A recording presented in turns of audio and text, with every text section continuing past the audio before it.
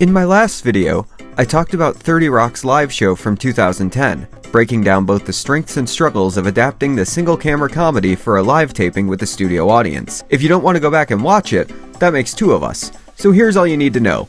It broke down the basic plot of the live show, covered a few impressive celebrity cameos, and despite being my first video, has already received almost 1 million views in just a few short weeks. Tracy Jordan, saying 3 serious things and then a joke. The actual last thing to keep in mind is that I originally wanted to make a video comparing this live show to 30 Rock's second live episode from 2012, only to discover that this episode isn't available on any streaming service. I'll explain the reasons behind that a little bit later, but I want to start by talking about the second episode as originally planned. After all, I paid almost $3 whole to watch it, so I've got major financial stake in this. If Season 5's live show was a loving wink at live television, Season 6's Live from Studio 6H is a loving 23 minutes of unbroken eye contact. The biggest thing that sets this episode apart from its predecessor is the fact that it skews much more sketch show than live sitcom. There's still a main plot that ties everything together, and even a B-plot that's loosely connected to the main story, but over half of this episode's runtime is dedicated to sketches depicting the history of live TV. But instead of these sketches being part of the fictional sketch show TGS, they're told in flashback form as supposedly real broadcasts from live TV throughout the decades. I think this is a great way to tell a wide-ranging story in a short amount of time, and it also lets Tina Fey and Alec Baldwin join in the fun with the TGS cast and remind everyone just how damn good they are at sketch comedy. It will always be funny to me that 30 Rock, a show about a live show based on Saturday Night Live, stars 2 SNL all-time greats as a writer and a business executive. They both crush it here. Everyone does, honestly, and I give a lot of credit to both the writing and direction because the structural changes on both fronts use the cast and the studio to their full potential. This time around, Jack Burdett and Tina Fey tackled the writing duties, while Beth McCarthy-Miller returned to hold down the fort as director. The plot for this one is as simple as live shows, but works far more effectively as a framing device. Jack proposes a cost-cutting measure for TGS where they would write and shoot an entire season in a few weeks instead of producing the weekly live show. Liz is initially opposed to this, but once Jack incentivizes her with the idea of only working 2 weeks out of the year, she jumps on board and they decide that tonight would mark the final live episode of TGS. Unfortunately for them, they make this decision in front of Kenneth, who is outraged and takes action against the idea almost immediately. After making up a reason for Liz to come to Tracy's dressing room, Kenneth locks her inside along with himself, Jack, Tracy, and most of the TGS crew in order to plead his case for the magic of live television. This is where the episode kicks into high gear with the first of several supposedly real live broadcasts from television history, dating all the way back to the 1950s. First up is The Lovebirds, a wildly exaggerated honeymooners riff featuring Fey and Baldwin as long-suffering husband and wife Larry and Doris, where the threats of domestic violence start early and escalate quickly. I won't go through all of them, but I will show you the first one just to illustrate how tame The Honeymooners looks by comparison. That's rich. One of these days, Doris, I'm gonna take a shotgun and blam, blow your face off. It would still be better than our honeymoon. You have to remember, this is 2012, when the idea of Alec Baldwin hurting someone was simply ludicrous.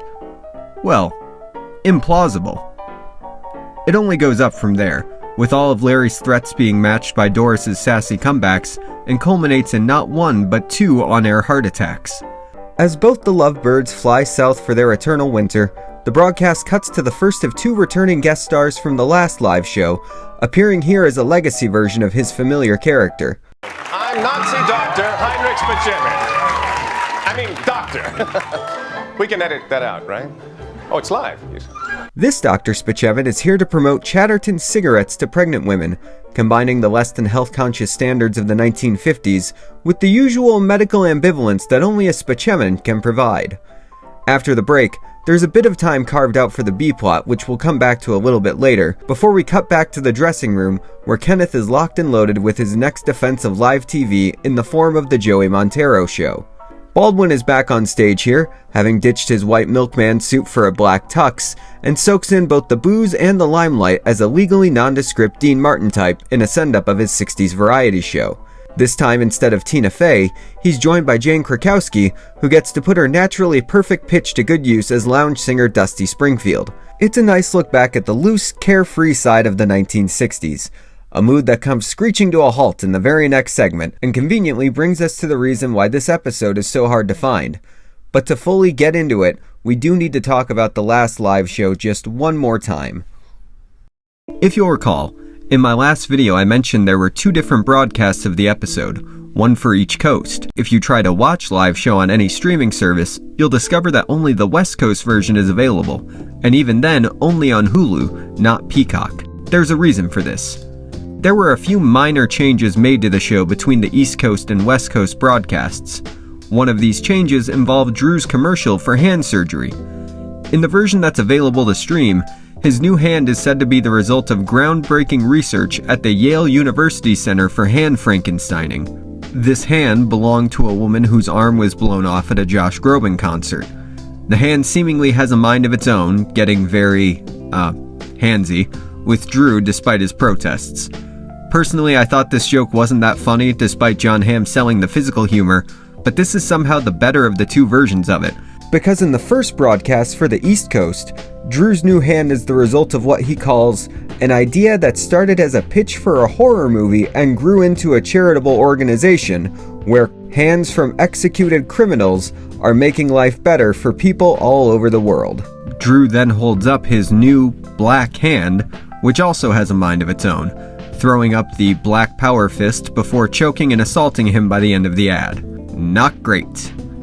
I found a version of this broadcast just so I could comment on its execution, but there's really not much more to say. Less funny and more tasteless than what it was changed to for the West Coast, and given the options, I think it made sense for NBC to pull the more controversial version of the episode from syndication, or in this case streaming services, and leave the other version up for posterity. Unfortunately, this was not an option for Live from Studio 6H, where an even dicier sketch appeared in both versions of the episode. Following the Joey Montero show, Toofer asked Kenneth in the room at large where black people fit into this rosy depiction of the bygone era he was describing. Kenneth explains that in the 1960s, NBC aired the first sitcom with 2 black characters as the leads. However, executives at the time decided to cast 1 black actor and 1 Caucasian actor because they were concerned that 2 black people on television together would make people uncomfortable. A rule NBC still uses today. We then see a few clips from this show called Alfie and Abner, featuring Tracy Morgan and, once again, Jon Hamm, this time in an afro wig and blackface. Now, it's far from my place to defend the decisions behind the blackface or the episode's removal from streaming, but I want to clarify that there's at least a purpose to this sketch as opposed to the hand in live show, and is clearly intended to disavow the practice of white actors playing black characters, even in the 1960s when the show was supposedly airing. Intended being the operative word here. I won't show any clips of this, but I will be cutting in a little bit of audio to explain what I mean by that. If you're listening along at home, try to guess which voice belongs to Tracy Morgan and which belongs to Jon Hamm. It's subtle, but I think you can figure it out if you really listen closely. I done stole this catfish! Sir, I'm asking you as a human being to please stop talking like that. I was gonna eat it until I'm belly full. This is debasing to the both of us. I was a Tuskegee Airman. Zippity goo goo! You may anger me, but I believe nonviolence is the path to change. And I believe you can catch a rainbow in your hat. See? Subtle. Okay. With all the unpleasant stuff out of the way, let's go back to the show and see what the next ad break has in store for us. Hello, I'm Nazi Dr. Leo Spacimi. I know it's live. I want people to know. Okay, you know what? We're just going to talk about the B-plot. This story focuses on Jenna and her looming engagement to her boyfriend Paul. I've decided I'm not going to explain their dynamic beyond this because I imagine most of you have already seen the show, and for those who haven't, it's so much funnier to me that you just get to see Will Forte dressed like this with zero context. Jenna is determined to be proposed to on live TV and decides that it's now or never since TGS would have its final live show that night. This leads to an argument between the two of them, resulting in Paul's exit and Hazel DePage trying to co-opt the proposal for herself in order to live out her dream of getting her big break on live TV. Much like the ad breaks, these scenes work well as interstitials that allow time for costume and set changes for the live TV sketches, and also keep the show's two most self-absorbed characters away from and uninterested in the whereabouts of the rest of the cast, which allows the main plot to play out uninterrupted. There's a couple other live sketches in the episode that I don't have a lot to say about, but they each have at least one element worth mentioning. There's something called the Gruber Brothers and Nipsey, which I would probably find funnier if I had any familiarity with its source material. My best guess is Laugh-In, because Alec Baldwin does a Nixon cameo and a few people say Lay It On Me instead of Sock It To Me, but those are also the only two things I know about Laugh-In, so everything else sadly went over my head here. That being said, it's fun to see even more of the 30 Rock cast getting slotted into these live sketches, with Scott Adsit looking almost too period appropriate, and Lutz being one of television's first streakers. There's also a news broadcast from the Apollo 13 disaster featuring Baldwin, Faye, and a decidedly white John Hamm. The sketch is fine, with the main joke being that Faye is playing a female reporter, which the two male anchors literally cannot comprehend, but I want to talk about this quick appearance by Kenneth at the beginning. Also, and I know this might sound weird based on what I just set up, but I'm about to spoil a major 30 Rock plot point, so if you haven't seen the show and want to avoid spoilers, skip to this time code now. Are they gone? Okay, great. So, do you see how Kenneth is here for just a couple seconds at the start of the broadcast? It looks like he's putting papers on the desk, and at first I thought Jack McBrayer might have been helping with the scene change for some reason and accidentally wound up in the shot somehow, but then I realized a crucial detail. He's in his iconic NBC page uniform instead of the maintenance shirt that he's been wearing throughout this whole season, and indeed, this very episode. This means, of course, that this brief appearance was no accident.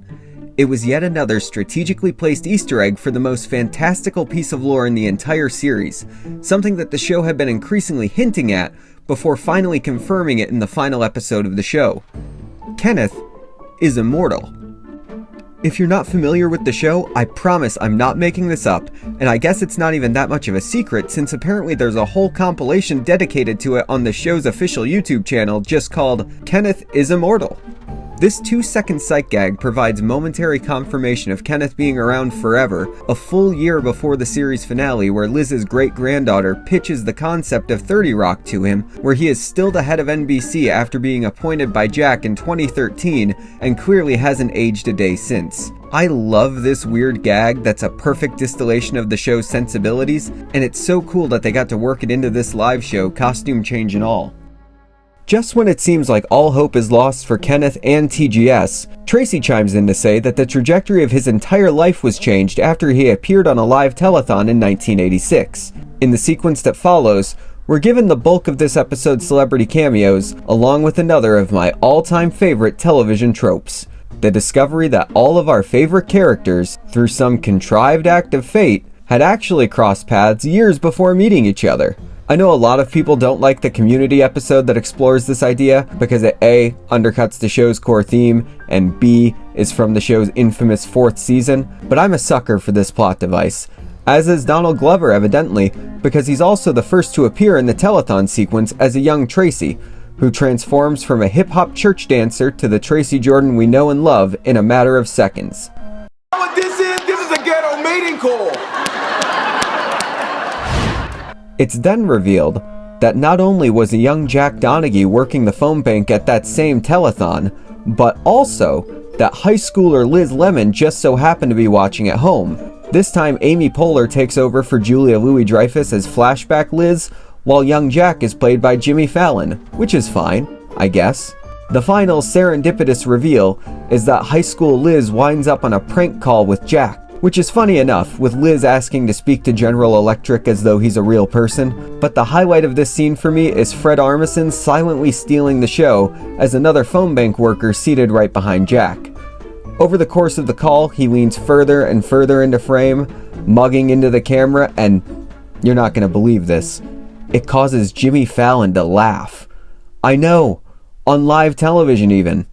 I remembered this gag from when I first saw this episode several years ago, but it wasn't until I rewatched it a couple times for this video that I realized this is one of several scenes that Fred Armisen appears in here, but since he doesn't talk in any of them, I completely missed him until now. Here he is behind Liz right after the theme song, and here he is dressed as Judah in one of the dressing room scenes. What's also interesting about this is... Wait, pause. No, not that. This. I spent so much time looking into this nothing cameo that I completely forgot to mention that Sir Paul McCartney is also in this episode, making an appearance in the cold open. What the fuck? Anyway, once everyone realizes that this telethon, and by extension, live television, was the sole reason they ended up where they are today, Jack decides that live TGS is here to stay. Get more profitable, we'll just need to do more sponsored product placement. You should do it with the upcoming Warner Brothers movie Rock of Ages, based on the hit Broadway musical, rocking a theater near you June 15th. Tom Cruise sings! And I can't fight this feeling anymore. I've forgotten what I started fighting for. Or I'll just pay you more or less. Kenneth? And Kenneth regurgitates the key to let everyone out of the dressing room in time for the show. I'll be the first to admit that this resolution was a little too easy and didn't feel all that earned, but I'll also be the first to admit that I don't care. I love it even. Now that I've seen both of these live shows, I'm able to hold them to their own standard a la The Fast and the Furious, where plot often takes a backseat to spectacle and this vague notion of family, and this episode delivers on both fronts. We get a glimpse of the live TGS taping, where Jenna's B-plot is resolved by her rejecting her dream proposal because she realizes her relationship with Paul is more important than a sweeping public gesture, showing the slightest potential for emotional growth on her part. Meanwhile, Hazel goes for her big break, staring down the camera while ripping up a picture of Sinead O'Connor. This is an obvious reference to O'Connor's infamous SNL appearance where she tore up a picture of the Pope, but whatever the show's intention was here, I'm choosing to believe it just underscores that Hazel continues to be unhinged and incorrect about everything, and Sinead O'Connor did nothing wrong. Rest in peace. That marks the end of Live from Studio 6H, leaving just one important question in its wake. How did it measure up to what came before? In a lot of ways, I think this episode is stronger than Live Show, but that was to be expected since most of the technical groundwork had already been laid by its predecessor. The sketches here make for a consistently paced show with the standard B-plot that wouldn't feel out of place in a standard 30 Rock. I also think that the sketches and setups with most of the cast in one room together allows for more jokes and tighter writing. Overall, I would say that if Live Show was closer to a standard 30 Rock episode in terms of plot and narrative structure, Live from Studio 6H captured the show's fast-paced humor much more effectively, along with that distinct metatextual flair that made it so special to begin with. If you're watching this video and haven't seen one or both of these episodes, I think they're both worth seeking out for yourself, questionable material aside, because there's a lot of great stuff that I either didn't have time to talk about, or deliberately left out for people to discover on their own. As I mentioned before, the West Coast version of Live Show is available to stream on Hulu, and Live from Studio 6H is available to purchase on YouTube and other major video providers. Thanks so much for watching. This took a lot longer than I anticipated to finish, so I appreciate you coming back, or just checking it out if you haven't already. While you're here, please feel free to like and subscribe if you feel so inclined. I have a couple more videos in the works right now that aren't about 30 Rock, but they are going to be talking about a couple other sitcoms from the 2000s. See you next time.